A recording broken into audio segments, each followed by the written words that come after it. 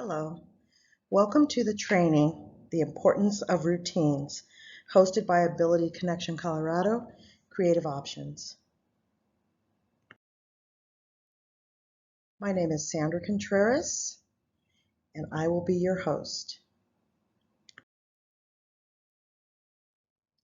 You will learn why routines are important, why they're good for children and your family, how to create a routine that supports your family, how to manage your routine when life gets crazy.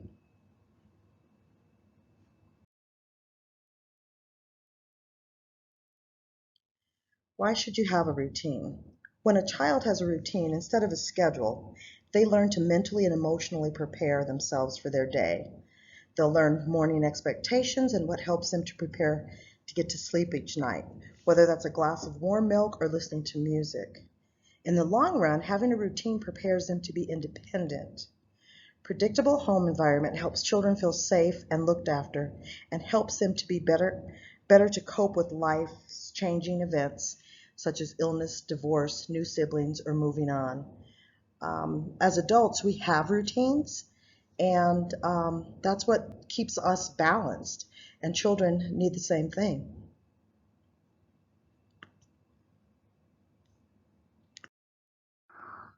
What's so great about a routine? Having a routine helps the family run more smoothly. It can help with having more family time. It reduces the stress and has a calmer household as a result of the reduction of stress. And it bonds the family together as a team. What's the difference between a routine and a schedule? A routine is more flexible. As an example, the time that your child wakes up.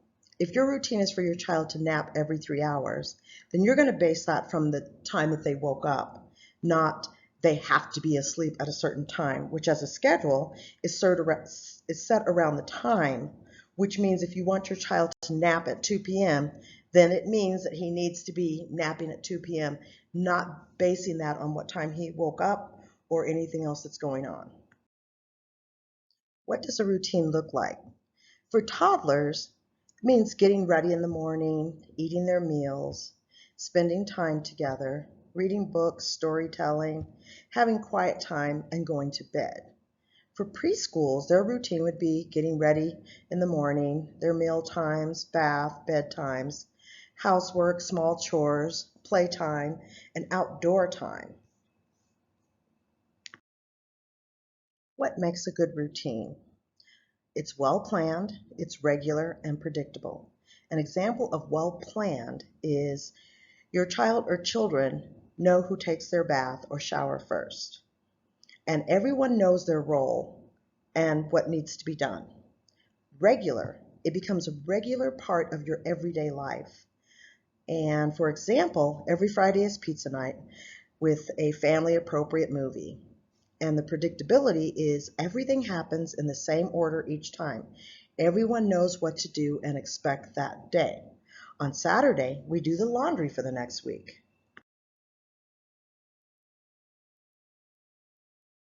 So how do we get started? Well, we make sure that your child or children know what you want them to do and when you want them to do it. Talk to your child about the routines and the rules and have him repeat them back to you. This is appropriate for preschool age and above. Use simple charts with pictures to visually display the routines and the rules. Keep in mind that young children often need reminders about what to do. Rules can and should be repeated often.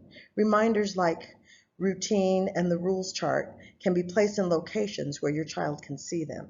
With infants and toddlers, just be consistent and the routine will become their norm. I will give examples of some of the charts that can be used in your family.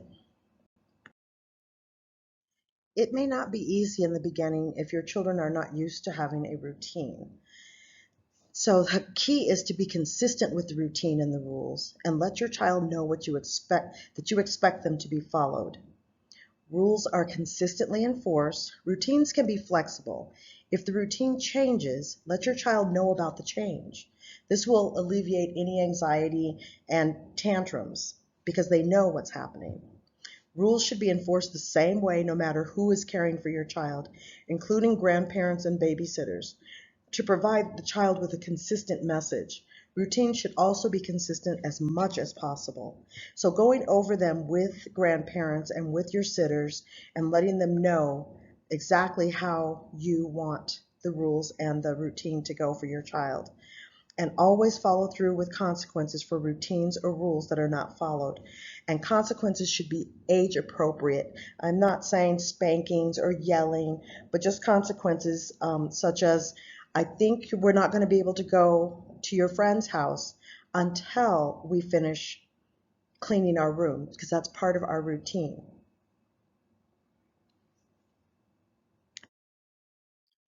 It's definitely going to require some teamwork.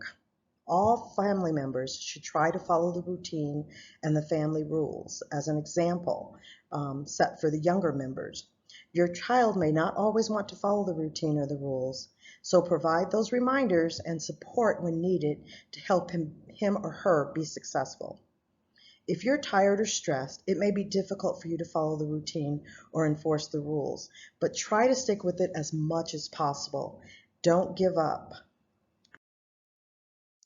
For example, for infants, infants do not require a visual schedule, of course.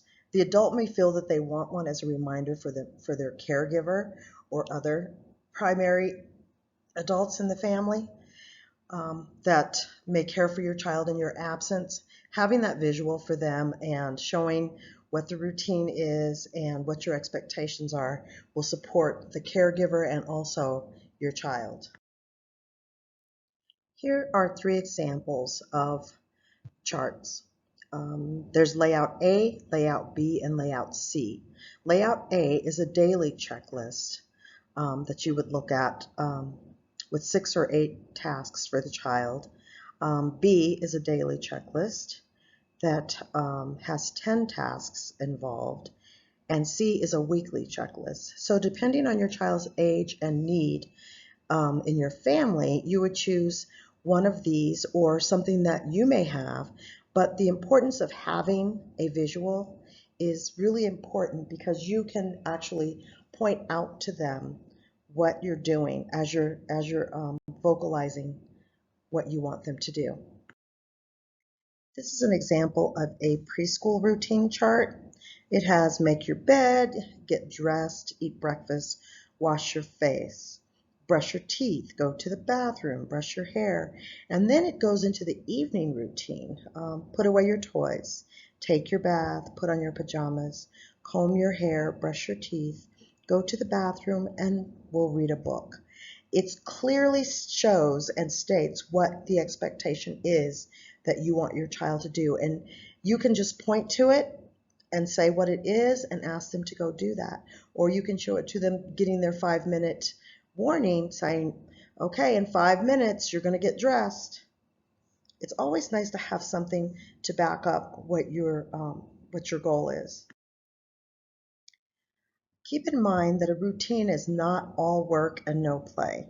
You don't want your child to become resistant and not want to follow your direction because everything that you're requiring of them is related to working or what they cannot do or what they have to do. You want to include some family fun activities into the routine or special activities that are coming up. You can add in, we're going to be going to grandma's or to the zoo or taking a walk together, and you can break up the routine. You can have that walk before bedtime to unwind, or you can do different things, but just be sure to include special activities and fun family activities in your routine.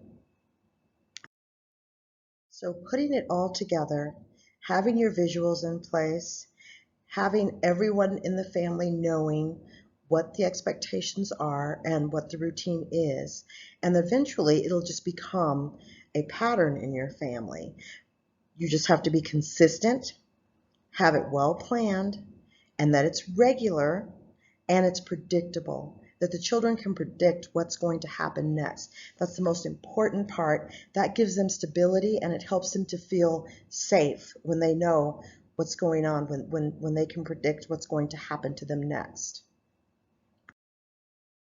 I want to thank you for watching this presentation, and if you have any questions or concerns, please reach out to your family coach. We will follow up with a question and answer session that we will be scheduling for your convenience for follow-up with you. Also, please keep in mind that these are suggestions, and that if you need any support in any way with your child, please follow up with your family coach. And if there's anything that you need from me, your family coach will contact me.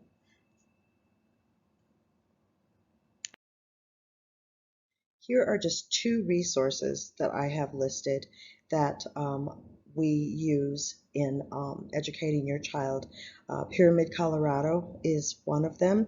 You can look up their website, and it has a lot of resources for you and your family that you can use that we find invaluable.